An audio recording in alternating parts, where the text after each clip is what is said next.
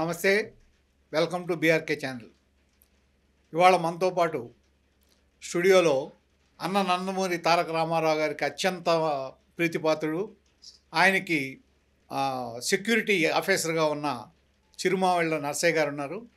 వారితో ఒకసారి మనం మాట్లాడదాం. నమస్తే నరసయ్య గారు. నమస్తే అండి. 40 సంవత్సరాల క్రితం, అంటే 40 ఏళ్ళు దాటింది.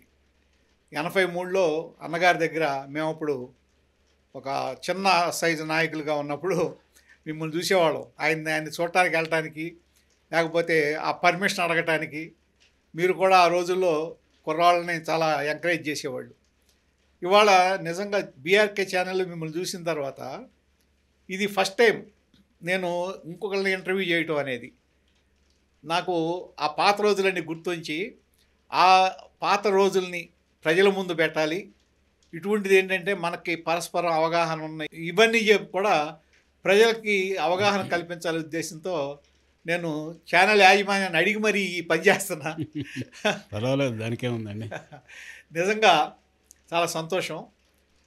అన్న నందమూరి తారక రామారావు గారితో సరే, చాలామంది ఆయన రోజువారీ కార్యక్రమాలు ఏంటి ఇవన్నీ అందరికీ తెలిసిందే. కానీ పర్టికులర్గా మీరు ఆయనతో అనుబంధం ఎటువంటిది? నాకు తెలిసి మీరు తిరుపతి 1983 తిరుపతిలో ఎన్టీఆర్ గారు పోటీ చేసినప్పుడు అక్కడ మీరే ఆఫీసర్గా ఉన్నట్లున్నారు. ఆనాటి నుంచి మీకు ఆయనతో ఎలా అనుబంధం పెరిగింది? తర్వాత ఆయన దగ్గర మీరు చీఫ్ సెక్యూరిటీ ఆఫీసర్గా ఎలా జాయిన్ అయ్యారు? కాస్త మా వాళ్ళందరికీ తెలిసేదని చెప్పండి. 1983లో నేను కర్నూలు నుంచి తిరుపతి డిఎస్పీగా ట్రాన్స్ఫర్ అయ్యానండి. 82 మేలో తెలుగుదేశం పార్టీ ఆవిర్భావం తర్వాత తిరుపతిలో మొట్టమొదటిసారి మహానాడు పెట్టారు. ఆ మహానాడులో అప్పుడు ఎన్టీఆర్తో పాటు నాదెండ్ల భాస్కరరావు గారు కూడా వచ్చారు. తిరుపతికి తిరుచానూరు మధ్యలో అప్పుడు లాట్ ఆఫ్ ఓపెన్ స్పేస్ ఉండేది, అక్కడ పెట్టారు మీటింగ్. తిరుపతి యూనివర్సిటీ నుంచి ఆ రోడ్ నుంచి ఊరేగింపు ప్రారంభమైంది. విపరీతమైన క్రౌడ్. నేను అప్పటి వరకు పోలీస్ ఆఫీసర్గా అంత క్రౌడ్ను చూడలేదు. మహానాడు ఫస్ట్ మహానాడు అంటే అప్పటికి ఇంకా ఎలక్షన్స్ రాలేదు. కొద్ది రోజులు ముందు అనమాట, 83కి కొద్ది రోజులు ముందులో ఈ మహానాడు జరిగింది. విపరీతమైన క్రౌడ్ వచ్చారు. చాలా ఇబ్బందులకు గురై, అంటే తక్కువ పోలీస్ ఫోర్స్ తోటి రోప్ బ్యారికేడ్ ఇంకొకటి మొట్టమొదటిసారి పోలీస్ చరిత్రలో మొదలుపెట్టుకొని ఏదో రకంగా కంట్రోల్ చేసి ఎటువంటి ఇబ్బందులు లేకుండా అక్కడికి చేర్చాం. అప్పుడు నేను బివి మోహన్ రెడ్డి గారని, నేను కర్నూలులో పనిచేసేటప్పుడు కూడా నాకు పని అన్నగారికి జ్యోతిష్కుడు ఆయన నాకు కర్నూలులో పనిచేసేటప్పటి నుంచి పరిచయం. ఆయన అన్నగారితో అప్పుడు మనకు తెలిసిన డిఎస్పీ గారు ఇక్కడ ఉన్నారు సార్, ఫలానా ఆయన మా కర్నూలులో పనిచేశారు, చాలా మంచి ఆఫీసరు, ఇంత కష్టపడి ఇంత క్రౌడ్ని ఎటువంటి ఇబ్బంది లేకుండా చేర్చారు మన మీటింగ్కు. ఒకసారి ఆయన ఇక్కడ స్టేజ్ దగ్గర పిలిచి మనం థ్యాంక్స్ చెప్తే బాగుంటుందని ఏదో సలహా చెప్పాడు. ఆయన దానికే ఉంది పిలువు అని చెప్పాడు. నాకు కబురు చేశారు జనంలో, యువతలో. అది కరెక్ట్ కాదండి, యాజ్ పోలీస్ ఆఫీసర్ నా డ్యూటీ నేను చేశాను, ఎన్టీఆర్ థ్యాంక్స్ చెప్పాల్సిన అవసరం లేదు, మీరు ఎవరు థ్యాంక్స్ చెప్పాల్సిన పని లేదు, నా డ్యూటీ సక్రమంగా చేశాను కాబట్టి నాకు ఉద్యోగం ఉంటుంది, లేకపోతే ఉద్యోగం పోద్ది, అందువల్ల రావాల్సిన అవసరం లేదండి అని చెప్పి సున్నితంగా తిరస్కరించాను. ఆ తర్వాత 83లో ఆయన ఎలక్షన్లో తిరుపతిలో, గుడివాడలో 2 చోట్ల కంటెస్ట్ చేశారు. ఇప్పుడు తిరుపతి ఇక్కడ లాస్ట్ మీటింగ్ జరిగింది, ఆఖరి మీటింగ్ అప్పుడు ఎన్టీఆర్ గారు రాకుండా పోలీసు కూడా అప్పుడు చాలా వరకు ప్రయత్నం చేసింది. సేమ్ టైం ఇందిరాగాంధీ గారి మీటింగ్ కూడా ఉంది. ఈయన వచ్చిన ఏది మా తెలుగు తల్లికి అనేది వినగానే ఇందిరాగాంధీ గారి దగ్గర ఉన్న ఆ మీటింగ్ ప్లేస్లో ఉన్న వాళ్ళందరూ వచ్చేసారన్నారు. మీరు అవును ఆ రోజున అక్కడే ఉన్నారా? నేనే ఆపింది ఆయన్ని, ఎన్టీఆర్ని ఆపింది. ఆపడం అంటే ఆయన ఉదయం 8 గంటలకే ఫ్లైట్లో వచ్చేశారు. ఆ రోజు లాస్ట్ డే ఫర్ క్యాంపెయినింగ్, 3 గంటలకి క్లోజ్ అవ్వాలి campaigning. Agarala Eshwar Reddy candidate, Congress candidate, ఆయన తరఫున ఇందిరాగాంధీ గారు ప్రైమ్ మినిస్టర్ గారు వచ్చారు. కాకపోతే ఏంటంటే అప్పుడు చంద్రబాబు గారు కూడా మంత్రిగా, కాంగ్రెస్ మంత్రిగా ఆ మీటింగ్లో ఉన్నారు, ఇందిరాగాంధీ దగ్గరే ఉన్నారు. ఈయన 8 గంటలకి ఎయిర్పోర్ట్కి వచ్చినప్పుడు మా ఇన్స్పెక్టర్ని పంపించేసి అప్పుడు తిరుపతి చుట్టుపక్కల ఉన్న 5-6 ఊళ్ళు కూడా ఈ కాన్స్టిట్యూన్స్ కింద ఉండేవి. మీరు టౌన్లోకి వస్తే ఇప్పుడు ప్రైమ్ మినిస్టర్ గారు వస్తున్నారు కాబట్టి మీరు ముందు విలేజెస్ చుట్టుకొని అన్నీ కవర్ చేసుకొని మీరు తర్వాత టౌన్లోకి రండి అని చెప్పి ఆయన కబురు చేస్తే ఆయన రెడీలీ అగ్రీడ్. పక్కగా వెళ్ళిపోయినాడు వేరే ఊళ్ళకి. ఇందిరాగాంధీ గారి ప్రోగ్రాం ఆ రోజు ఏంటంటే యూనివర్సిటీలో ప్రోగ్రాం ఉంది, అది అయిపోయిన తర్వాత పబ్లిక్ మీటింగ్ రావాలి. వీళ్ళు కాంగ్రెస్ వాళ్ళు కావాలని డిలే చేశారు ఎన్టీఆర్ రాకుండా చేయడం కోసం, ఎన్టీఆర్కు ఇబ్బంది కలగటానికి. సరే అది కొంచెం ప్రోగ్రాం లేట్గా మొదలుపెట్టారు వాళ్ళు. యూనివర్సిటీ ప్రోగ్రాం అయిపోయి ఆ బాలాజీ కాలనీ నుంచి రైల్వే స్టేషన్ రోడ్లో వచ్చేస్తుంది.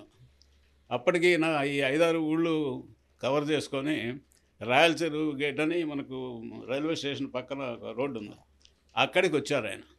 అప్పుడు ఫస్ట్ టైం ఆయన్ని నేను చూడటం. ఆయన దగ్గరికి పోయి, సార్ ఇట్లా ప్రైమ్ మినిస్టర్ దోవలో ఉంది, కామన్ రోడ్డు ఉంది ఇద్దరికి, మీరు ఇప్పుడు టౌన్లోకి వస్తే ఒక ½ అన్ అవర్ వెయిట్ చేయండి, ఇక్కడ ఆవిడ కామన్ రోడ్డు దాటిపోగానే మిమ్మల్ని పిలుస్తామని చెప్పాడు. No young man, no problem, I will wait, we must give utmost respect to the prime minister, don't worry, I will wait అని. బా ఎంత చాలా గొప్ప, చాలా గొప్ప, ఎంత మ్యాగ్నానిమస్గా మాట్లాడాడండి. ఇవాళ కనుకైతే వీళ్ళు నేను ముందు పోతాను, ఆయన ఒకటి రావడానికి అని చెప్పి అంటారు అనుకున్నా. సరే ఒక ½ అన్ అవర్ 45 మినిట్స్కి ఆ కామన్ రోడ్డు వెళ్ళిపోయిందేమో. సరే ఇవన్నీ ఎలవ చేశాం. అప్పుడు ఇందిరాగాంధీ గారి మీటింగ్ ఏమో అలిపిరి దగ్గర ఒక హై స్కూల్ ఉంది, ఆ హై స్కూల్ గ్రౌండ్లో పెట్టారు. ఇదేమో భీమాస్ హోటల్ పక్కన మన మున్సిపల్ ఆఫీస్ ఉంది, మున్సిపల్ ఆఫీస్ బ్యాక్ సైడ్ ఖాళీ ఉంటే కొర్లకుంట అని అక్కడ పెట్టాం వెనక. అప్పుడు ఏముంది, బ్యారికేడింగ్ ఇరికేడింగ్ ఏముండదు కదా, ఇంకా విపరీతమైన జనం. ఆయన అక్కడ గురవారెడ్డి గారు అని మున్సిపల్ వైస్ చైర్మన్ ఉండేవాడు, ఫస్ట్ మున్సిపల్ చైర్మన్ టీడీపీలోకి చేరటం తిరుపతి. ఆయన యాక్చువల్గా ఆ క్రౌడ్లో నేను ఇట్లా లేకపోతే ఆయన చనిపోయి ఉండేవాడు, జనం అంత పిచ్చ క్రౌడ్ వచ్చింది. ఎప్పుడైతే ఎన్టీఆర్ టౌన్లోకి వచ్చాడు, మీటింగ్ ప్లేస్ దగ్గరకు వస్తున్నాడు అని చెప్పి తెలిసిందో మీరు అన్నట్టుగా, ఇక జనం విపరీతంగా గోడలు తవ్వడం, కాంపౌండ్ వాళ్ళు తవ్వడం, పరిగెత్తుకొని ఇట్లా వచ్చేసాను. అప్పుడు ఇందిరాగాంధీ గారికి అప్పటి వరకు సీఎం ఎన్టీఆర్ ప్రోగ్రాం ఉన్న సంగతి తెలియదు, చెప్పలేదు వీళ్ళు కావాలని. ఆ తర్వాత తెలుసుకొని, ఎన్టీఆర్ పెద్ద క్రౌడ్ పుల్లరని మీకు తెలియదా, నా మీటింగ్ ఎందుకు పెట్టారు, లేకపోతే ముందే 10 గంటలకు 11 గంటలకి వెళ్ళిపోతే వెళ్ళేవాళ్ళం కదా, ఈ జనం ఎట్లా పోవడం అంటే కొంచెం ఇన్సల్ట్ ఫీల్ అవుతారు కదా ఎవరైనా కూడా. అరిచింది ఒక 10 మినిట్స్లో మీటింగ్ క్లోజ్ చేసి వెళ్ళిపోయింది. తర్వాత మిమ్మల్ని ఎలా ఆయన చీఫ్ సెక్రటరీ అది అప్పుడు 83 జనవరి 3 జరిగిందండి. 5th elections. So 9th government ప్రమాణ స్వీకారం అయింది. 1 ఇయర్ తర్వాత 1 ఇయర్ యానివర్సరీ లాల్ బహదూర్ స్టేడియంలో ఏదో ఫంక్షన్ చేసుకుంటా ఉంటే, వాడు మల్లెల బాబ్జీ అని గుంటూరు అతను ఎన్టీఆర్కి ఫ్యాన్ అయ్యేవాడు. ఆ తర్వాత వాడిని ప్రొటెక్ట్ చేయడానికి కూడా మళ్ళీ మేము ఆయన్ని నాంపల్లి కోర్టుకు తీసుకెళ్ళాను నేను. ఏదో తెలిసి తెలియజేశాడులేండి, వాడు క్షమించండి అన్నట్టుగా కూడా చెప్పాడు ఆయన. అక్కడ వాడు స్టాప్ చేయడానికి ప్రయత్నం చేస్తే ఎన్టీఆర్ చెయ్యి ఇట్లా అడ్డం పెట్టాడు, అది ఇక్కడ పడింది. అది అయిన తర్వాత అప్పటికి చంద్రబాబు కూడా కాంగ్రెస్ పార్టీ నుంచి టీడీపీలో చేరాడు. 6 నెలల తర్వాత ఓడిపోయిన తర్వాత డీజీపీ, తర్వాత ఐజ్ ఇంటెలిజెన్స్ అప్పుడు అప్పారావు గారు, ఈ చంద్రబాబు, వీళ్ళందరూ బాలకృష్ణ, వీళ్ళందరూ కూర్చొని ఏదో సమావేశం వేసుకొని, ఈయన ఎక్కడ వేరే విపరీతంగా జనం వస్తున్నారు, కాళ్ళమే పడుతున్నారు, ఎవళ్ళు అవుతున్నాడో ఏమవుతుందో తెలియదు, వీడు ఫ్యాన్ అనుకున్నాడు, వీడు పడడానికి ప్రయత్నం చేశాడు, కాబట్టి ఎవరినైనా సెక్యూరిటీ ఆఫీసర్ని కొంచెం కుర్రాడిని కొద్దిగా కష్టపడేవాడిని తీసుకోవాలనేది ఆలోచన చేశారు వాళ్ళు. అయితే మాకు తెలియదు అది. ఒకరోజు అంటే ఫిబ్రవరి, ఇది జనవరి 9th అయింది అనుకోండి, ఫిబ్రవరి 1st వీక్లో ఏమో ఒక టెలిగ్రామ్ వచ్చింది నాకు, come and report before DG immediately అని. సరే వచ్చాను. వచ్చేప్పుడు ఎరాడి అని కేరళ ఉండేవాడు. I don't know why you have been called, you go and meet your IG intelligence అన్నాడు. సరే అప్పారావు గారి దగ్గరికి వచ్చి, ఏంటి సార్ అంటే, ఇది పరిస్థితి సార్, ఆ పోస్ట్ కావాలనుకునే వాళ్ళు చాలామంది ఉంటారు పైరవీలు చేసుకోవడానికి, దీనికి నాకు ఆ మనస్తత్వం లేదు, ఏదైనా ఉన్నదిగా మాట్లాడుతున్నా, అటువంటి మనస్తత్వం ఉన్న వాళ్ళు పెద్దవాళ్ళ దగ్గర. పైరవీ మనస్తత్వం ఎన్టీఆర్ కొడలేదు కాబట్టి మీ బోటేళ్ళే కావాలి అక్కడ. ఆయనకు కొడలేదు కదా మనస్తత్వం. ఆయనకి లేదు, బట్ చేరే వాళ్ళు అట్లా ఉన్నారు కదా. మంచి పోస్ట్ కదా, వాళ్ళు ఇలా అందరితో కాంటాక్ట్స్ ఉంటాయి. ఎవ్రీ సార్ నాకు పిల్లలు చిన్న పిల్లలు ఇప్పుడు తిరుపతిలో చదువుకుంటున్నారు 3 తరగతి 4 తరగతి. అందులో ఫిబ్రవరిలో టీసీలు ఇవ్వరు. టీసీలు ఇచ్చినా ఇక్కడ సీటు దొరకదు. ఫిబ్రవరిలో ఎవరిస్తారు సీటు, అది ఇదని అంటే లే గవర్నమెంట్ ఆర్డర్ ఇస్తాను ఏందా కాదంటానికి నువ్వేంటి అది ఇదని. అది కొద్దిగా బాగా తెలిసినోడే కాబట్టి కొంచెం మాట్లాడు. మార్నింగ్ 5 గంటలకి పెద్ద ఆయన కలుద్దాం వచ్చేసే బిడ్స్గా. సరే తప్పదు కదా, పోలీసులో ఒక స్టేజ్ వరకే మనం ఆర్గ్యూ చేస్తాం. సరే వెళ్ళాం. అప్స్టైర్లో అబిడ్స్లో మంచి తెల్లటి వస్త్రాలు, సాంబ్రాణి పొగ, చాలా ఒక పయస్ అట్మాస్ఫియర్ రూమ్లో పోతుంది. చంద్రబాబు తర్వాత బాలకృష్ణ ఇటు కూర్చొని ఉన్నారు. పోయి సెల్యూట్ చేశాను. అప్పారావు గారిని అయితాను. బ్రదర్ నేను ఎక్కడో చూసినట్టుగా ఉంది అన్నాడు ఫస్ట్ డైలాగ్. సార్ తిరుపతిలో ఇందిరాగాంధీ వచ్చినప్పుడు మిమ్మల్ని రాయలచెరువు గేట్ దగ్గర ఆపాను కదా సార్, 1/2 అవర్ వెయిట్ చేయమని అడిగాను కదా. జ్ఞాపకం వచ్చింది, రేపు మంచి రోజే, రేపు జాయిన్ అవ్వండి. ఎంత గొప్ప చూడండి, ఆపారంటే రియాక్ట్ అవ్వకుండా రేపు మంచి రోజే, రేపు జాయిన్ అవ్వండి, ఇంకంతే. అదే ఫస్ట్ డైలాగ్. తర్వాత ఇంకా తప్పదు కదా, తర్వాత ఒక 1 వారం రోజులు టైం తీసుకొని వచ్చి జాయిన్ అయ్యాను. మీకు ఎన్టీఆర్ గారితో బాగా నచ్చిన, బాగా మెచ్చిన విషయం ఏంటండి? నచ్చిన విషయం అంటే ఇప్పుడు ఆయనకు ఏదో ఒక చెయ్యాలా, మంచి పని చేయాలి ప్రజలకి. నన్ను ఇంతవాడి చేశారు కాబట్టి సినిమా రంగంలో ప్రజలు నాకు ఇంత విలువ ఇచ్చారు, ఆదాయపరంగా కానీ తరతరంగా కానీ. నేను ఏదో చేయాలా వీళ్ళకి, ఎలా చేయాలా, ఏం చేయాలని ఆయనకి రాజకీయ అనుభవం లేదు కాబట్టి అప్పుడు తెలియకపోయినా పక్కన చేరినటువంటి ఆఫీసర్లు, ఇవాళ ఉన్నటువంటి ఆఫీసర్లు లాంటి వాళ్ళు కాదు. రాఘవేంద్రరావు గారు కానీ వాళ్ళు చాలా గొప్ప ఆఫీసర్లు ఉండేవాళ్ళు. అందువల్ల వాళ్ళ సలహాలను తూచా తప్పకుండా తీసుకొని ఆయన మంచి పనులు చేయగలిగాడండి. అది వీటి చెప్తే ఒకవేళ ఆయనకున్న సుగుణం ఏంటంటే, చెబితే ఒకవేళ సహజంగా ఆయనకు వేరే ఆలోచన ఉండి వినకపోయినా కూడా ఆలోచిస్తాడు తర్వాత. అరే మనోడు చెప్పాడు, ఇందులో ఏదో ఉండాలి కదా. అది ఇప్పుడు ఉండే పరిపాలకులకు లేదు.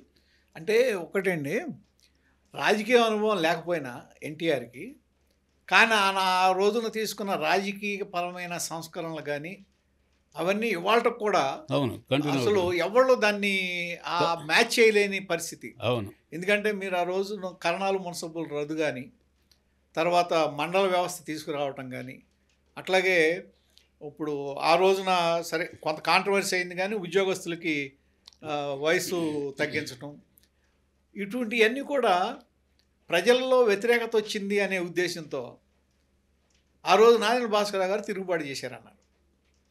అప్పుడు అన్న ఎన్టీఆర్ గారు ఆపరేషన్ చేయడానికి చేయించుకోవటానికి యుఎస్ వెళ్ళారు. కానీ మీరు చీఫ్ సెక్రటరీ ఆఫీసర్గా మీరు ఉండాలి ఆయనతో పాటు. మీరు లేకుండా అప్పారావు గారు ఎందుకు వెళ్ళారనేది ఆయన అడగాలని. మీరు చీఫ్ సెక్రటరీ ఆఫీసర్ ఎప్పుడు వెనకమాల ఉండాలి కదా. అవును, నేను వెళ్ళాలి కరెక్టే, బట్ ఆయన నేను వెళ్తానన్నాడు. ఎన్టీఆర్ గారు ఓకే అన్నాడు. కానీ దాని మూలం ఇంటెలిజెన్స్ ఫెయిల్ అయినట్టే కదా ఆ రోజు. ఇంటెలిజెన్స్ ఫెయిల్ అయినట్టే ఖచ్చితంగా. ఎందుకంటే ఈ కూపు జరుగుతుంది, నాదెండ్ల భాస్కరరావు గారి కుట్ర జరుగుతుంది అనేది ఒకటి ప్రభుత్వానికి అందలేదు కదా. వెంటనే కుట్ర జరుగుతూ ఉందనేది తెలుసు, కానీ కుట్ర ఆ స్టేజ్లో జరుగుతుంది, గవర్నమెంట్ పడేసే స్థితిలోకి వస్తుంది అనేది ఎవరు ఊహించాల. కుట్ర జరుగుతుందని అసంతృప్తిలో కొంతమంది ఉన్నారని ఉన్నది జనరల్ ఐడియా. అప్పుడు చంద్రబాబు కానీ ఉపేంద్ర కానీ వాళ్ళందరూ ఇక్కడ ఉన్నారు. అప్పారావు గారు లేకపోయినా కూడా మేము కూడా ఉన్నాం. కానీ అంటే ఒక్కటి కాదండి, చంద్రబాబు గారు ఉన్నా ఉపేంద్ర గారు ఉన్నా ఒక స్టేజ్ వరకే. అదే కానీ ఒక ఇంటెలిజెన్స్ ఐజీ కింద ఆయన ఉన్నది వేరు, ఆయనకు వచ్చే ఫీడ్బ్యాక్ వేరు. కాకపోతే వాళ్ళకు కూడా ఉందిలే కానీ కొంత ఇన్ఫర్మేషన్ కూడా వాళ్ళ ఆఫీసర్లు ఆయనకి అమెరికాకి అయినా పంపించుంటారు, ఆయన కూడా కొంచెం చెప్పుండొచ్చు. కాకపోతే అంత స్కేల్లో జరుగుతుందనేది ఎవరికి అనుకోలేదు. పైగా జరిగింది కూడా ఏముందండి, అల్టిమేట్గా వచ్చాడు ఆ 30 మందో 35 మందో ఎమ్మెల్యేలే ఉన్నారు. కానీ వాళ్ళు చెప్పినట్టుగా 30-35 మంది ఎమ్మెల్యేలే. కానీ నాకు తెలిసి మా విజయవాడ ప్రాంతం నుంచి ఒక 20 మంది ఎమ్మెల్యేలు వచ్చారు. అవును, పంచి కట్టుకున్న వాళ్ళని తెలచొక్క వేసుకున్న ప్రతి వాళ్ళని కూడా హెడ్ కౌంట్ చేసి ఎమ్మెల్యేల కింద రామ్లాలు ఎన్టీఆర్ దించేశారు కదా. దించేసి మీరు కొనుక్కోండి, ఆయారాం గాయారాం సంస్కృతి తీసుకురండి మా హర్యానాలా కానీ ఛాన్స్ ఇచ్చారు కదా. ఆ సమయంలో మీరు ఎన్టీఆర్తోనే ఉన్నారా? ఆయన అంటే పదవి నుంచి దిగిపోయిన తర్వాత కూడా యాక్చువల్గా కూడా ఆ రోజు కూడా రామ్లాల్ని కలవాలనుకున్న రోజు కూడా ముషిరాబాద్ స్టూడియోలో ఎమ్మెల్యేలందరినీ పెడితే రాత్రి 2:30 ప్రాంతంలో మాకు ఇన్ఫర్మేషన్ వస్తే నేను పోయి చెప్పాను. తెల్లారి 9 గంటలకి భాస్కరరావు గారు ప్రమాణం చేస్తున్నారు రాజ్భవన్లో అంటే అందరూ కూడా అప్పుడు ఉపేంద్ర వీళ్ళు చంద్రబాబు మన దగ్గర 125 మంది ఉంటే ఎట్లా చేస్తాడా అంటే అరే వాడు నా సాటిస్ఫాక్షన్ అంటాడు, రాజ్యాంగంలో ఏముంది to the satisfaction of governor అంటుంది, ఐఎమ్ సాటిస్ఫైడ్ అంటాడండి. ఇటువంటి విధవలు గవర్నర్లు అవుతారని చెప్పి అంబేద్కర్ అనుకుని ఉండలేదు, లేకపోతే వేరే పెట్టేవాళ్ళు అని కూడా చెప్పాను. ఇది జరిగిన ఒక గంటకు ఏమో వెంకయ్యనాయుడు గారు వచ్చారు స్టూడియోకి. కరెక్టే నరసయ్య గారు చెప్పింది కరెక్ట్, అది నాకు కూడా ఇన్ఫర్మేషన్ వచ్చింది 9:30 కల్లా ప్రమాణ స్వీకారం. అప్పుడు వీళ్ళందరూ లేచి ఇంకా రాజ్భవన్ దగ్గరికి పోయారు. వాళ్ళు లోపల రానిలేదు. మీరు అప్పుడు ఒక మాట వచ్చింది, రామ్లాల్ దగ్గరికి వెళ్ళినప్పుడు గవర్నర్ దగ్గరికి ఎన్టీఆర్ కర్ర ఇసిరాడు ఆయన మీద, నిజమా? అసలు లోపలికే పోలేదు, లోపలికే వెళ్ళా, గేట్లోనే ఉన్నారు. అక్కడ కొంచెం ర్యాష్గా మాట్లాడింది జైపాల్ రెడ్డి గారు. You are bloody timber thief, Himachal ప్రదేశ్ని సర్వనాశనం చేసి మా రాష్ట్రానికి వచ్చావు, నువ్వు హెడ్ వైజ్ లెక్కేసుకోకుండా వాళ్ళ ఐడెంటిటీ చూడకుండా ఊరికే ఐఎమ్ సాటిస్ఫైడ్ అంటావు అని చెప్పి బాగా తిట్టాడు. ఆయనే బాగా తిట్టాడు. వీళ్ళందరూ మిగిలిన ఎమ్మెల్యేలు కానీ ఇంక్లూడింగ్ ఎన్టీఆర్ గేట్ యువతలే ఉన్నారు. ఆ రోజు వెంటనే ఈ కూప్ జరిగిన తర్వాత సరే ఎమ్మెల్యేలందరినీ వీళ్ళని జాగ్రత్త చేయాలని సరే ముషీరాబాద్లో పెట్టారు. మేము కూడా అప్పుడు కాపలా కాసాం కింద ఉండి, మీరు కూడా ఉండి, మీరు ఆ కింద మేమందరం కుర్రాళ్ళం వచ్చి కాపలా కాసాం. అక్కడి నుంచి ఢిల్లీ వెళ్ళారు, అక్కడి నుంచి నంది హిల్స్కి వెళ్ళారు. ఈ మొత్తం ప్రయాణంలో మీరు ఎన్టీఆర్తో పాటు అప్పుడు నేను లేనండి. మీరు లేరు. ఆయన రాజ్భవన్ దగ్గర నుంచి ఆయన అరెస్ట్ చేశారు, అంటే నార్మల్ అరెస్టు. కంట్రోల్ రూమ్ తీసుకెళ్ళాం, బెయిల్ తీసుకున్నాం, ఇంటి దగ్గర తీసిపోయి వదిలిపెట్టి సార్ ఇక్కడ ఉంటే మాత్రం ముషిరాబాద్ స్టూడియోలో ఉంటే కూడా పోలీసు వాళ్ళు వచ్చి ఏదో రకంగా గవర్నమెంట్ ఇప్పుడు ఆయన నాదన భాస్కర్ ప్రమాణం చేశారు కాబట్టి నయానో భయానో ఏ రకమైన ప్రలోభాలు తొలగించో కొంతమంది ఎమ్మెల్యేలు లాగేసుకుంటారు, మీరు ఇంకా నెక్స్ట్ ఆలోచించి ఏదైనా మంచి క్యాంప్ పెట్టండి, ఇంకంతకంటే చేసేది ఏం లేదండి ఓ మాట చెప్పి నేను వెళ్ళిపోయాను, డిపార్ట్మెంట్కి పోయా. వెళ్ళారు కానీ మీరు కంటిన్యూస్ టచ్లోనే ఉన్నారంటారు? నేను టచ్లో ఉన్నాను. మీరు ఎప్పటికప్పుడు ఆయనకి పంచుకుంటానే తెలిసిన ఇన్ఫర్మేషన్ ఆయనకు చంద్రబాబు ఆయన అవైలబుల్ లేకపోతే చంద్రబాబుకు ఎవరికో చెప్పేవాళ్ళం. ఆ రోజు క్యాంప్లో నిజంగా ఎన్టీఆర్ అయితే క్యాంప్ రన్ చేయలేడు, ఎందుకంటే ఆయన మనస్తత్వానికి అది పడదు. చేయలేడు వాళ్ళు గొంతమ్మ కోరికలండి, వాడికి అది కావాలా ఇది కావాలా అవన్నీ చంద్రబాబు నాయుడు గారే చేసి ఆ రోజు చంద్రబాబు నాయుడు ఆ రోజు లేకపోతే పార్టీ ఆ రోజునే పోయి ఉండేది. ఆ రోజు ఈయనే అన్నీ భరించి, వాళ్ళు చెప్పినవన్నీ భరించి, వాళ్ళ కోరికలన్నీ ఈయన తీర్చి జాగ్రత్తగా కాపాడి ఎప్పటికప్పుడు ఇంట్లో వాళ్ళతో కూడా కాంటాక్ట్ పెట్టుకుంటా జాగ్రత్తగా క్యాంపులు నడిపించారు చంద్రబాబు నాయుడు గారు. ఆ రోజు నుంచే ఈయన యొక్క విధానం, ఈయన నైపుణ్యాన్ని ఈయన ఈ విధంగా చేయగలడు, రాజకీయవేత్తని ఎన్టీఆర్ తెలుసుకుని ఆ రోజు నుంచి ఆయనకి ఇంపార్టెన్స్ ఇవ్వడం మొదలెట్టారన్నారు కదా. అది కరెక్ట్. అంతకుముందు దగ్గుబాటి గారు ఎక్కువ ఉండేవాడు, ఇది తర్వాత కూడా బాగానే ఉన్నారు. కాకపోతే ఆయన కూడా ఇవన్నీ చేయలేడు, అంటే ఆయన మేనేజ్ చేయలేరు. ఒక ముక్కుసూటిగా వెళ్తే కొన్నింటికి కుదరదు కదా. సరే తర్వాత ఎన్టీఆర్ గారి విషయం వచ్చేటప్పటికి సరే ఏదేదో మాట్లాడారు, ఆయన మీద శవ పూజలు అన్నారు, ఇవన్నీ వచ్చినప్పుడు ఆయన ఏమనుకునేవాడండి? ఇవన్నీ చాలా అబద్ధాలండి. అబద్ధాలే, కానీ ఆయన ఏమనుకునేవాడు? ఆయన దృష్టికి పోయేదో లేదో నాకు అనుమానం. ఇట్లా పూజ చేస్తున్నావని ఎవరు అడుగుతారు పోయి? బట్ రూమర్ స్ప్రెడ్ చేశారు, కొంతమంది సినిమాలు కూడా తీశారుగా. అవును అవును, కృష్ణ వాళ్ళు సినిమాలు కూడా తీశారుగా. అవన్నీ కూడా ఆయన పెద్ద లెక్కలో పట్టించుకోడండి. ఆయన అసలు జనం గురించి తప్ప ఇంకేం లేదు, పెద్ద అనుకోడు ఆయన. అసలు ఆయన ప్రజల గురించి ఏ మంచి సజెషన్ వచ్చినా సరే వెంటనే రియాక్ట్ అవుతారు. అట్లా వచ్చిందే కదా ఇప్పుడు ఈ పక్కా ఇళ్ళు. పక్కా ఇళ్ళు ఆ రోజున ఏమన్నాడు, ఇందిరాగాంధీ కేవలం గుడిసెలే కదా ఏర్పాటు చేసింది, పేదవాడైనంత మాత్రాన వాడికి ఆత్మగౌరవం లేకుండా పక్కా ఇళ్ళు లేకుండా గుడిసెలు ఎట్లా ఉంటాడని మొదలుపెట్టాడు. ఆ మొదలుపెట్టడంలో కూడా ఆయన ఉద్దేశం హౌసింగ్ సొసైటీ కాంపోజిట్గా ఉండాలి, ఒక ఎస్సీకి ఎస్టీకి సపరేట్గా బీసీలు సపరేట్గా ఉండకూడదు, అందరూ పేదవాళ్ళందరూ ఒకటే పేదరికమే వాళ్ళ కులం అంటే అన్నట్టుగా కులం కాదు, ఉన్నవాళ్ళు లేని వాళ్ళు అంతే. లేని వాళ్ళనే పెట్టుకోవాలా, పేదవాళ్ళందరినీ అన్ని రకాల వాళ్ళని కలిసినట్టుగా ఉండాలనేది ఆలోచన అయింది. అట్లాగే ఇప్పుడు ఆడపిల్లలకి ఆస్తి హక్కులు కల్పించారు. ఎవరు కల్పించారు? అవును, అంతకుముందు ఎవరైనా మాట్లాడారా? అవును. లేదు కదా. ఆడపిల్ల ఆస్తి హక్కు అనేది తర్వాత అనేక సంవత్సరాల తర్వాత సెంట్రల్ గవర్నమెంట్ టేకప్ చేసింది. అసలు ప్రారంభం చేసింది ఆయనే కదా. అదే ఆ మౌలికమైన చేంజెస్, ఉమ్. మౌలికమైన మార్పులు రాజకీయాల్లో కానీ సామాజికంగా కానీ కొంతమంది ఆయన ఏంటంటే ఎన్టీఆర్ అనుభవం తక్కువ అయినా సరే తీసుకురావడానికి కారణం ఆయన ప్రజలకు ఏదైనా చేయాలన్న తపన, ఆయన లోపల ఉన్న మంచి చేయాలనే ఆలోచనే తప్ప ఇంకోటి కాదని. ఇంకోటి కాదు అంతే. ఎప్పుడు కొన్ని ఆయన చేసుకున్న పొరపాట్లో లేకపోతే వేరే వాళ్ళు చెప్పిన వాటి వల్ల ఇన్ఫ్లుయెన్స్ అయిన, కానీ ఇప్పుడు మీరు చెప్పారు కనుక ఏదో ఉద్యోగస్తుల వయస్సు తగ్గించడం అనేది అది చాలా తప్పు. ఒకళ్ళిద్దరు ఎవరో చెప్పారు నిరుద్యోగ సమస్య ఎక్కువ ఉంది సార్, ఇప్పుడు ఎందుకు 55 ఏళ్ళు దాటితే ఇంకా ఎందుకు ఉండాలా, 60 ఏళ్ళు దాటితే ఎందుకు ఉండాలా అని ఏదో చెప్పారు. అది దాని రిజల్ట్ ఎంత బ్యాడ్గా అయింది అనేది ఆయనకు అర్థం కాల. అవును, నిజంగా కూడా ఇప్పుడు 58 ఏళ్ళ వయసునే 55 ఏళ్ళకు తగ్గించడం అంటే నీకు సరైన సలహా కనుక ఇచ్చుంటే నువ్వు రాబోయే రిక్రూట్మెంట్ అట్లా చెయ్యి, ఇబ్బంది లేదు. కొత్త రిక్రూట్మెంట్ ఎప్పుడు కూడా బేసిక్ ప్రిన్సిపల్ ఏంటి, ఉద్యోగస్తులను ఒకసారి నియమించిన తర్వాత వాళ్ళ జీతభత్యాలు మార్చడం కానీ వాళ్ళ సర్వీస్ కండిషన్స్ మార్చడం కానీ చేయకూడదు, వాళ్ళకి డిసడ్వాంటేజ్ అయ్యేగా చేయకూడదు. అవన్నీ చెప్పాం మేము సార్, మీరు చేస్తున్న తప్పు, ఎవరో ఏదో మరి తప్పుడు సలహా ఇచ్చినట్టున్నారు, కావాలని ఇచ్చుంటారండి వాళ్ళు, అంతకంటే ఏం లేదు. ఒకళ్ళిద్దరు ఒక ఉదాహరణకి ఒక ఆయన ఉండేవాడు, ఒక బ్రాహ్మడు, అంటే పేరు అనవసరం అనుకోండి, చెప్పినా ఏం లేదు సంతానం అని. ఆయన ఒకసారి 2 సార్లు నా సమక్షంలో అన్నగారు పరిపాలన అంటే మీది, కృష్ణుడు అంటే మీరు, రాముడు అంటే మీరు, మాకు వేరే ఏదేదో మాట్లాడేవాడు.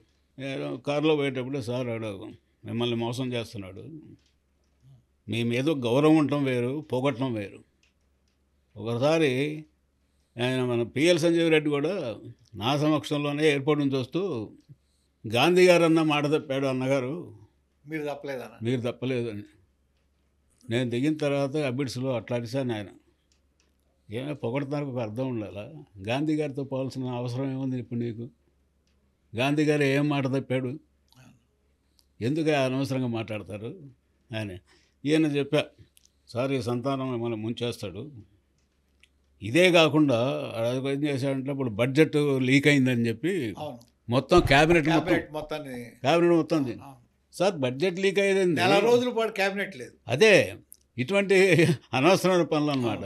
సార్ మీకు బడ్జెట్ లీక్ అనేది ఏం లేదు ఇక్కడ, ఒకవేళ లీక్ అయిందని అనుకున్నా కూడా ఫిగర్స్ అటు ఇటు మార్చండి, ఈ డిపార్ట్మెంట్లో 2 కోట్లు తగ్గించండి, ఆ డిపార్ట్మెంట్లో 2 కోట్లు పెంచండి, అల్టిమేట్గా ఇది అవుద్దని. ఆ రోజు నేను చెప్పాను కూడా, చంద్రబాబు కూడా ఫోన్ చేసి మామ ఇట్లా చేస్తున్నాడా, క్యాబినెట్ అంతా తీసేస్తున్నాడు అంటే. ఇది కూడా చెప్పారు సార్, కౌన్సిల్ ఆఫ్ మినిస్టర్స్ అన్నారు కానీ ఒక్క సీఎం వాళ్ళు కౌన్సిల్ ఆఫ్ మినిస్టర్స్ లేకపోతే సీఎం ఎట్టుంటాడంటే, పోతే మొత్తం పోవాలి కదా, మీరు ఎందుకు ఇటువంటి పనులు చేస్తారు అని కూడా చెప్తే వినలా. ఎందుకంటే వాళ్ళు చెప్పిన మాటలు బాగా నాటుకున్నాయి. సార్ సీఎంని సార్ అని పిలవాలి కానీ అన్నగారేంటి, ఉద్యోగస్తులు రాజకీయ నాయకులు అంటే సరే, పార్టీ కార్యకర్తలు అంటే అన్నగారు అంటారు, ఏమని అంటారు. ఒక ఐఏఎస్ ఆఫీసర్ మిమ్మల్ని అన్నాన్ని పిలవడం అనేది చెప్పాను, మీరు ముంచేస్తారు మిమ్మల్ని అని. తర్వాత అన్నట్టుకున్నాడు, చేశాడు, సస్పెండ్ అయినాడు. తర్వాత ఎన్టీఆర్ ఆయన ఆవేశం, నమ్మిన వాళ్ళు అంటే ఆప్యాయత, ఏదన్నా జరిగితే రియాక్ట్ అయ్యే తీరు. ఇప్పుడు శివారెడ్డి గారు ఎమ్మెల్యేగా ఆయన చనిపోయినప్పుడు ఆయన అక్కడి నుంచి ఆ బాడీని తీసుకెళ్ళి గవర్నర్ ముందు కూర్చుని, గవర్నర్ ఇంటి ముందు కూర్చుని ధర్నా చేయటం జరిగింది. ఆ టైంలో మీరు మీ రియాక్షన్ ఏంటి, ఆయన ఆపారా? అంటే చేయకూడదండి అది, నేను ఆయన దగ్గర లేను కానప్పుడు. మామూలుగా అయితే ఒక మర్డర్గా ఆయన ఉద్దేశం ఏంటి, నా పార్టీ కార్యకర్త అన్యాయంగా చంపారని ఎమోషన్ మీద రియాక్ట్ అయినాడు. కానీ ఆయన పోయి బాడీని షిఫ్ట్ చేసి గవర్నర్ దగ్గరికి పోతే గవర్నర్ ఏం చేస్తాడు, అదొకటి. తర్వాత సీనియర్ పర్సన్స్ డిస్టర్బ్ చేసినట్టు అవుతావు కదా, నువ్వు సాక్ష్యాన్ని పాడు చేసినట్టు అవుతావు కదా. పోలీసు వాళ్ళు రేపొద్దున నేను సాక్ష్యంగా ఆ విషయం తర్వాత మీరు చెప్పాను. తర్వాత అందుకని పోలా 2-3 సార్లు. అప్పుడు ఇంద్రారెడ్డి మేనల్ని ఒకటి మర్డర్ చేశారు. అప్పుడు ఆపాను బలవంతంగా. లేదు సార్ పోవద్దు, పోవటం మంచిది కాదు, కరెక్ట్ కాదు. తర్వాత ఏదన్నా 2-3 రోజుల తర్వాత పోయి వాళ్ళని పరామర్శించండి, అది వేరే వ్యవహారం. కానీ శవం అక్కడ ఉన్నప్పుడు పోకూడదు సార్ అని చెప్తే ఆగాడు. ఓకే. తర్వాత మీరు లక్ష్మీపార్వతి వ్యవహారం, ఆవిడ విషయంలో ఎన్టీఆర్ గారు ఎలా ఉండేవాళ్ళు? మామూలుగా అంటే మేము ఉన్నంత వరకు, అంటే 89 డిసెంబర్లో ఆయన ఓడిపోయిన తర్వాత మేము వచ్చేసాం అనుకోండి. మేము ఉన్నంత వరకు భార్యాభర్త ఇద్దరు వచ్చేవాళ్ళు ఎప్పుడన్నా, ఏదో 5-6 నెలలకు ఎప్పుడన్నా ఒకసారి వచ్చేవాళ్ళు. ఇద్దరు ఆయన కాళ్ళకు నమస్కారం చేసేవాళ్ళు, ఒక 2 నిమిషాలు 3 నిమిషాలు ఏదో మాట్లాడేవాడు, వెళ్ళిపోయేవాడు. అవును, మేము చూసేవాళ్ళం అప్పుడు ఎలక్షన్ మీటింగ్ అప్పుడు. ఒక లారీలో వచ్చేవాళ్ళు. ఇది వేలగంధం సుబ్బారావు గారి ప్రచారంలో పెట్టాము. ఎన్టీఆర్ గారు వచ్చే ముందు అవును, జనాల్ని కాస్త ఎంటర్టైన్ చేయడానికి అక్కడ హరికథ లాగా హరికథ ఇది చెప్తూ ఉండేవాళ్ళు డయాస్ మీద. అవును, అది వచ్చేవాళ్ళు. అక్కడ అరేంజ్మెంట్స్ అన్నీ ముందు ఏఎస్పీకి కలెక్టర్ వాళ్ళు చెప్తే వాళ్ళు అరేంజ్ చేసేవాళ్ళు, అకామిడేషన్ అయ్యి అయినంతవరకు బాగానే ఉండేది. కానీ ఎప్పుడైతే 89లో ఫస్ట్ టైం కొంచెం మాకు బ్యాడ్ అనిపించింది ఏంటంటే, మనకు విజయవాడలో కృష్ణా రివర్లో మహానాడు పెట్టారు చూడండి. అప్పుడు ఈవిడ తలంటు స్నానం చేసి ముఖం అంతా పసుపంతా రాసుకొని ప్రొద్దున్నే వచ్చేసి ఆయన కాళ్ళ మీద పడి, ఇక కాళ్ళు వదలదే ఎంతసేపు ఉన్నా, అప్పుడు లాగి అవతలేసి, ఏందమ్మా ఇదేం పద్ధతి, ఇది నమస్కారం చేయొచ్చు సరే, కాళ్ళకు నమస్కారం చేసి చెయ్యి అవతలి పోవాలి, కానీ దాన్ని పట్టుకొని కాళ్ళను ముందు పెట్టుకుంటూ ఇది చేసుకుంటూ చేస్తే ఇదే పద్ధతి కాదని అరిచేవాళ్ళం. ఇక ఆ తర్వాత 89లో ఆయన ఓడిపోయిన తర్వాత గవర్నమెంట్ ఆఫీసర్లు ఎవరు లేరు. ఇక ప్రైవేట్ వాళ్ళు ఎవరు, వాళ్ళకి ఏమి ఇది ఉంటుంది, ఇంకేదో పుస్తక రచన అని, బయోగ్రఫీ అని, అదని ఇదని. మీరు 94 తర్వాత ఎన్టీఆర్ గారితో ఎట్లా ఉండేది మీ పరిచయం? 94 తర్వాత యాక్చువల్గా నేను ఇప్పుడు 4లో ఆయన ఎలక్షన్ పోయి వచ్చిన తర్వాత ఒకసారి పోయి కలిశాను నేను. అప్పుడు నేను క్రైమ్ బ్రాంచ్లో ఉండేవాడిని ఇక్కడ వైజాగ్లో చేసి, వైజాగ్ నుంచి ఇక్కడ సిటీ క్రైమ్కి వచ్చి, బ్రదర్ మనం 200 పైన గెలుస్తున్నాం వచ్చేయండి అన్నాడు. అంటే సార్ నాకు సంతోషమే, కానీ అప్పటికి ఈవిడ వచ్చింది, ఎంటర్ అయిపోయింది కదా. నేను చెప్పాను సార్ నాకు 5.5 సంవత్సరాలు చేశాను, మరి మీ దగ్గర మీ టైమింగ్స్కు మీ ఎమోషన్కి దీనికి తట్టుకోలేక 3 నెలలు 4 నెలల కంటే ఎవరు చేయలేదు, నేను 5.5 సంవత్సరాలు చేశాను. మా డిపార్ట్మెంట్లో మళ్ళీ మీ దగ్గర చేరితే వీడికి ఇటువంటి క్లరికల్ జాబ్కే పనికొస్తాడరా, జిల్లాలో కంట్రోల్ చేయలేడని ఇది వస్తుంది, కాబట్టి నేను కొంత కెరీర్ చూసుకోవాలి కదా, నాకు జిల్లాకు పోవాలని సార్ అన్నా. ఓకే ఎక్కడికి పోతావు అన్నాడు. అప్పటికి ఇంకా ప్రమాణ స్వీకారం జరగల. అంటే ఏదైనా పర్లేదు సార్, నేను పలానా చోటుకి పోతానని అడగలేదు, నా సర్వీసులో ఎవరిని కూడా, మంచి పోస్టింగ్లో వచ్చినాయి నాకు అని, ఇబ్బంది ఏం లేదు. ఆ అమ్మాయి ఏమో మెడిసిన్ చేస్తుంది ఇక్కడ మన మద్రాసులో, బాబు ఏమో ఇక్కడ ఇంజనీరింగ్ చేస్తున్నాడు, అదే ఇబ్బంది నాకు. అడిగితే మన రంగారెడ్డి ఉంది కదా, రంగారెడ్డి పో, దగ్గర ఉంటారని. మన గండిపేట మన నాచారం అన్నీ మన కిందనే వస్తాయి కదా, నా అటు ఇటు తిరగటం కూడా నువ్వు చూసుకుంటావు కదా. సరే మంచి సార్, అది చాలా ప్రెస్టీజియస్ పోస్టింగ్ అది రంగారెడ్డి, అప్పుడు సైబరాబాద్ అది ఏర్పడలేదు, చాలా పెద్ద జిల్లా, అంతకంటే సంతోషం ఏమో సార్ వేయండి అన్న, అంతే. ఆయన వేసాడు, ఎంతోమంది అడ్డగించారు, వీడికి వేయండి వాడికి వేయండి అని, బట్ ఫైనల్గా ఎన్టీఆర్ 83 ఆగస్టు 17 బర్త్రఫ్ అయ్యారు, మళ్ళా 84 ఆగస్టు 17, మళ్ళీ 84 సెప్టెంబర్ 16 మళ్ళీ రీఇన్స్టేట్ అయ్యారు. అయిన తర్వాత ఫస్ట్ రియాక్షన్ ఏంటి మీతో ఆయన? మీరు అప్పుడు అక్కడే ఉంటారు కదా. అంటే ఆ 1 మంత్ నేను లేరు. మళ్ళీ ఆయన రీఇన్స్టేట్మెంట్కి గవర్నర్ దగ్గర మీరు అక్కడ లేరు, పేరుకు లేరు, కానీ కంటిన్యూస్గా మీరు టచ్లోనే ఉన్నారు కదా. టచ్లోనే. మళ్ళీ రీఇన్స్టేట్ అయిన తర్వాత అప్పుడు ఆయన మీతో పంచుకున్న విషయాలు నేను మామూలుగానే ఉంటాడు, అప్పుడు ఎప్పుడు రెగ్యులర్గా కంటిన్యూగానే ఉంది కాబట్టి ఇంకా అప్పుడు ప్రత్యేకంగా చెప్పేది ఏం లేదు, తెలియని ఏం కాదు కదా. నాకు తెలిసిన అప్పటి వరకు జరిగిన సంఘటనలన్నీ కాస్త కూర్చో తెలుసా.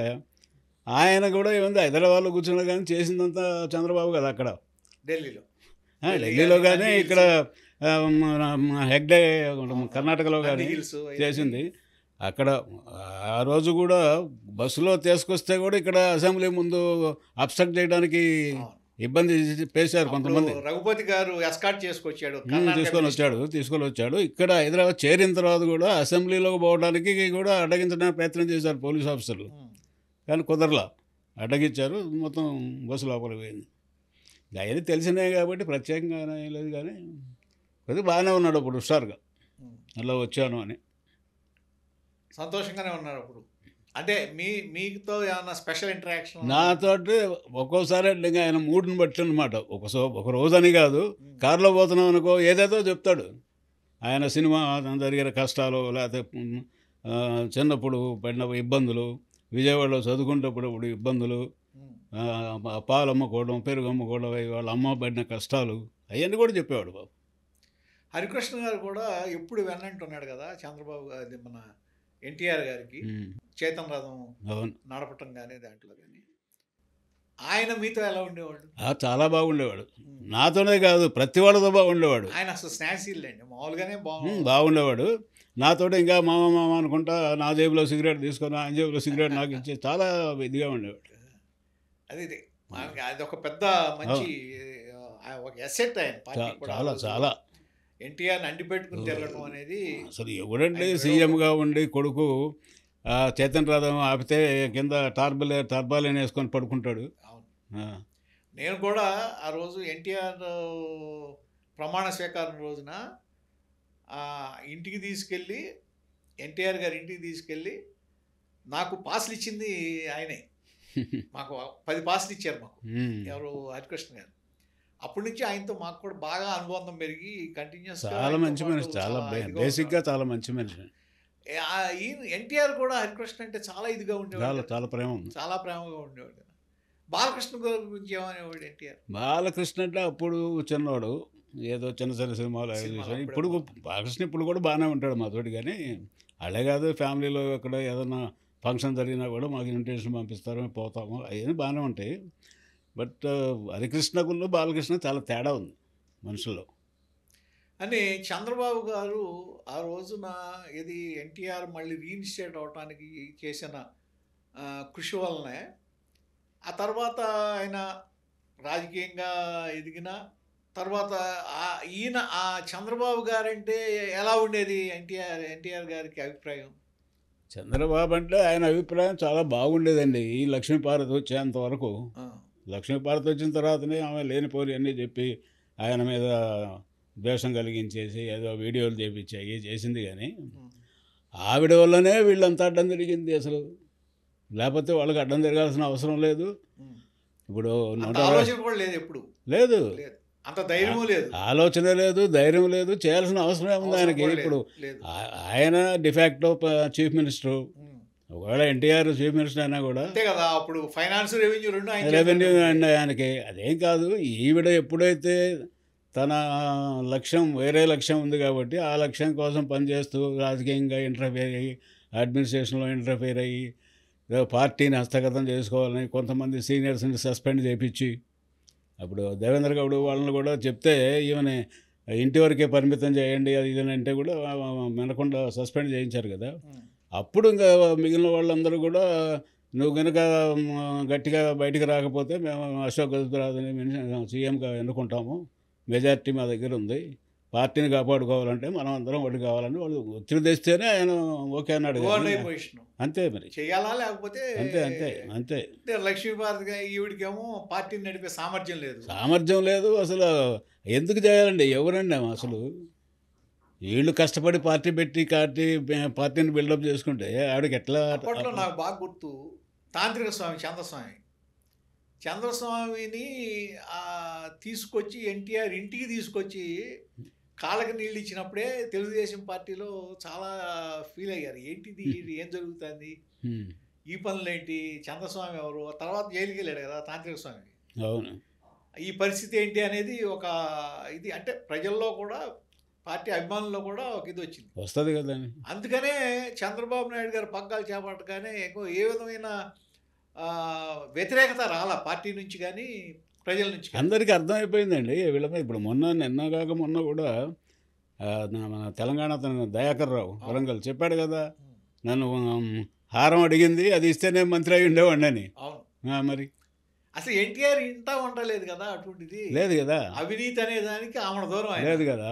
మొట్టమొదటిసారి ఆయన రామచంద్రరావు అనే ఆయన్ని సస్పెండ్ చేశాడు పార్టీ నుంచి. 10,000 మంత్రిని 10,000 కలెక్షన్కి 10,000 కోసం మంత్రిని సస్పెండ్ చేశాడు. అవును. అటువంటి వ్యక్తి ఇంట్లో ఉమ్, ఇటువంటి పనులు జరుగుతుంటే అది మరి పార్టీ కూడా అలాగే ఇదవుతుంది కదా. తర్వాత ఆయన రియలైజ్ అయినాడండి నేను తప్పు చేశానని.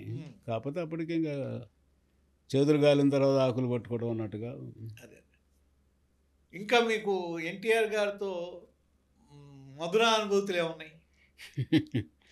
మధుర అనుభూతులు అంటే ఏవో చెప్తుంటాడు అన్నీ.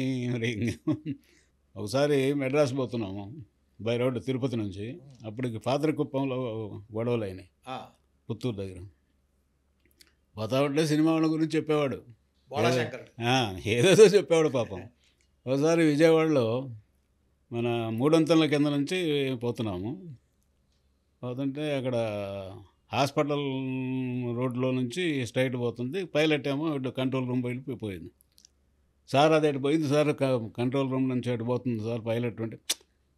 ప్రొఫెసర్ ఒకసారి మంచి హుషారుగా ఉన్నాడు, ప్రొఫెసర్ అని పిలిచేవాడు. అంతే లెక్చరర్గా చేశాను అప్పుడని. డ్రైవర్ కొంచెం స్లోగా పో, కానీ ఆపొద్దు, ఇక్కడంతా మనకు తెలిసేవాళ్ళు, విజయవాడ అంతా మనం కొట్టిన పిండి అని చెప్పంటూ కొంచెం ముందు మీద అటు చూడు, అక్కడ లైట్ కనపడుతుంది చూడు అటువైపు ఆ మూలకి, అది ఒకప్పుడు మేము ఉన్న గుడిసె. మా అమ్మ లాంతరు పట్టుకొని నేను గుంటూరు నుంచి వచ్చేంతవరకు వెయిట్ చేస్తుండేది అక్కడ. ఇప్పుడు చన్మో వెంకట్రావు గారు వాళ్ళు కొని ఇల్లు అది కట్టుకొని ఇదంతా అయింది అని ఎవడు చెప్తారండి? చెప్పాల్సిన అవసరం ఉంది సీఎం. అంటే అంత తన ఎదుగుదల మీద కూడా అంత గౌరవం, అంత గౌరవం. నేను అదే చక్కగా కష్టపడి అంటే గ్రాస్ రూట్స్ నుంచి వచ్చాను నేను అని గెలిచాను, పైకి వచ్చాను అంటే ఎదుగుదల మీద కూడా తన మీద తనకు అంతే నమ్మకం. అట్లాగే మన వంగవీటి రంగ మర్డర్ అయిన తర్వాత ఒక 10 రోజులకో 15 రోజులకో విజయవాడ వెళ్ళాం. ఇరిగేషన్ గెస్ట్ హౌస్లో దిగాము. ఓల్డ్ టౌన్లో ఒక ఫంక్షన్ ఏదో పట్టాల డిస్ట్రిబ్యూషన్ ఏదో సంథింగ్. అప్పుడు మన అరవిందరావు గారు కమిషనర్. అక్కడ పోయాము. పోయేటప్పుడు బాగానే ఉంది. ఆడిపోయిన తర్వాత నాకు ఇన్ఫర్మేషన్ వచ్చింది, ఈ రాజాగారి తోట ఏదో ఉంది కదా అక్కడ, ఈ రాణిగారి తోట రంగాగడ, అక్కడ ఒక 200-300 మంది లేడీస్ రోడ్డు అడ్డంగా కూర్చున్నారు. మళ్ళీ ఇదే రూట్లో వస్తారు కదా, మరి ఏం చేయాలనో కేకలేయాలనో రిప్రజెంటేషన్ ఇవ్వాలనో ఎందుకు మరి. అరవిందరావు గారు చెప్పారు, నర్సయ్య గారు ఇట్లా ఉంది ఇక్కడ పరిస్థితి, ఏం చేద్దామని. సార్ విజయవాడలో 2 రోడ్లు కదా, ఏలూరు రోడ్డు ముందర రోడ్డే కదా, ఏలూరు రోడ్లో పోదాము, ఎయిర్పోర్ట్కి పోవడమే కదా, మీకెందుకు మేనేజ్ చేస్తానులేండి, మీరు పైలట్ అటు చెప్పేసేయండి అని. పోయామండి. మీటింగ్ అయిపోయింది, ఎయిర్పోర్ట్కి పోయాం. సరే ఆయన లాంజ్లో దించేసి అప్పుడు మన వాళ్ళు కొంతమంది విజయవాడ వాళ్ళు నాయకులు, రంగా నెహ్రూ, తర్వాత ఇప్పుడు ఒక ఆయన జిల్లా ప్రెసిడెంట్ ఉండేవాడు ఒక ఆయన పేరు విన, వాళ్ళతో 10 మంది వచ్చి కూర్చున్నారు. నేను ఏదో సిగరెట్ కలుద్దానని బయటకు వచ్చాను. వీళ్ళు ఏం చెప్పారు, అన్నగారు మనకు ఎంత అవమానం, మన సొంత జిల్లా, మన సొంత ఊరు, రూట్ మార్చడం ఏంటి, వాళ్ళకి భయపడి నిన్ను ఇటు తీసుకురావడం ఏంది, మాకు ఎంత అవమానంగా ఉంది అని ఎక్కిచ్చారండి బాగా. ఆయన ఏందో మరి ఏ మూడ్లో ఉన్నాడు నమ్మేశాడు. నమ్మేసి ఆయన అటెండర్ని ఏమన్నా, నర్సయ్య గారిని పిలువురాను, ఏంటి రూట్ ఎందుకు మార్చావు నువ్వు, మనకు ఎంత అవమానం అది అని. ఎవరు సార్ చెప్పింది, ఈ ప్రబుద్ధులేనా అన్నా నేను. అవును అన్నాడు. సార్ 200-300 మంది ఆడవాళ్ళు కానీ మగవాళ్ళు కానీ ఇంకా 500-600 మంది కానీ డిస్పర్ చేసి లాఠీ చార్జ్ చేసి డిస్పర్ చేయడం ఏం పోలీసు వాళ్ళకి చేతగాని పని కాదు. ఇటువంటి ఎన్ని చేశాము. మిమ్మల్ని అక్కడ తీసుకొచ్చి మీ బండి అక్కడ నిలబెట్టి వాళ్ళని డిస్పర్ చేస్తామండి, లాఠీ చార్జ్ చేస్తామంటే మీకు అది గౌరవంగా ఉంటుందా? చీఫ్ మినిస్టర్ సమక్షంలో ఆడవాళ్ళ మీద లాఠీ చార్జ్ అని రేపు పొద్దున పేపర్లో వస్తే మీకు అది గౌరవం అది అని, మీ సెక్యూరిటీ నాది బాధ్యత, అందుకని నేను నిర్ణయం తీసుకున్నాను, ఇటు తీసుకొచ్చానంటే ఇంకా వాళ్ళని తిట్టాడు చూడండి. అంత మంచి పని చేస్తే మీరు ఇట్లా మాట్లాడతారు కదా ఇదని బాగా తిట్టాడు. ఇట్లా ఒక్కోసారి ఇష్టం అండి మూడుని బట్టి. కానీ ఎప్పుడు ఆ 5.5 సంవత్సరాల్లో ఎప్పుడు కూడా నాకు కోపట్టం కానీ ఇది చేయలేదని కానీ అది చేయలేదు కానీ ఎప్పుడూ లేదు. ఒకసారి 2 సార్లు నేనే ఆయన టెస్ట్ చేశా. ఇంకా ఒక 2 ఏళ్ళు అయిపోయింది, జిల్లా పోదాం, అడిషనల్ ఎస్పీ గారు ఎస్పీ గారు అని చెప్పి సీతాదేవి గారు రోజు మినిస్టర్ ఇప్పించిందే నేను.